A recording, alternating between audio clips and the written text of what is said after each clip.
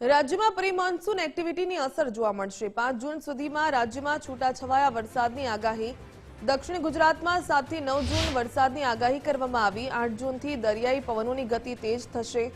16 જૂનની આસપાસ ગુજરાતમાં ચોમાસું આવી શકે। 20 જૂનથી વાતાવરણમાં મોટો પલટો સર્જાઈ શકે। 28 જૂન સુધી રાજ્યમાં સારો વરસાદ થશે। 7 જુલાઈ સુધી અલગ ભાગોમાં વરસાદ રહેશે તો કિરણકાઠી સિસ્ટમને કારણે ચોમાસામાં વિલંબ થયો। આ વર્ષે અલ નીનોની મજબૂત અસર જોવા મળશે। છૂટાછવાયા ભાગોમાં ક્યાંક ગાજવીજ સાથે વરસાદ થવાની શક્યતા રહેશે। વરસાદ લગભગ બપોર પછી અથવા રાત્રિના ભાગમાં થવાની શક્યતા રહે, જેમાં ઉત્તર ગુજરાતના ભાગો, કેટલાક સાબરકાંઠા અરવલ્લીના ભાગો અને પંચમહાલના ભાગો, કેટલાક વડોદરાના ભાગોમાં ક્યાંક થવાની શક્યતા રહેશે। સૌરાષ્ટ્રના ભિન્ન ભાગોમાં પણ ક્યાંક બપોર બાદ ત્યાં જે પ્રી મોન્સૂન એક્ટિવિટીના ગતિવિધિના કારણે વરસાદ થવાની શક્યતા રહે। વરસાદ ગાજવીજ સાથે થવાની શક્યતા રહેશે।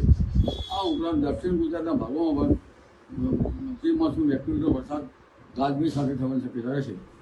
તારીખ 7, 8, 9 દક્ષિણ ગુજરાત અને દક્ષિણ સૌરાષ્ટ્રના કેટલાક ભાગોમાં પ્રી મોન્સૂન એક્ટિવિટીનો વરસાદ થવાની શક્યતા રહેશે। તારીખ 8મી જૂને દરિયામાં પવનો બદલાશે અને લગભગ 15મી જૂન કે 16મી જૂન સુધીમાં રાજ્યના ભાગમાં વરસાદ થવાની શક્યતા રહેશે। પરંતુ આ વૃશ્ચિક નક્ષત્રમાં વાવેતર કરવાથી રોગ જીવાતનો ભય રહેતો હોય છે। આ ઉપરાંત વૃશ્ચિક નક્ષત્રમાં ઉંદર વગેરેનો પણ શક્યતા રહેતી હોય છે। ત્યારબાદ તારીખ 20 જૂનથી અણધાર્યો વરસાદ થવાની શક્યતા રહેશે, એટલે તારીખ 28 જૂન સુધીમાં રાજ્યના ભાગમાં સારો વરસાદ થવાની શક્યતા રહેશે। આદ્રા નક્ષત્રમાં વાવેતર કરવું યોગ્ય રહે। આ ઉપરાંત તારીખ 7 જુલાઈ સુધીમાં પણ શરૂઆતમાં વરસાદ થતો રહેશે।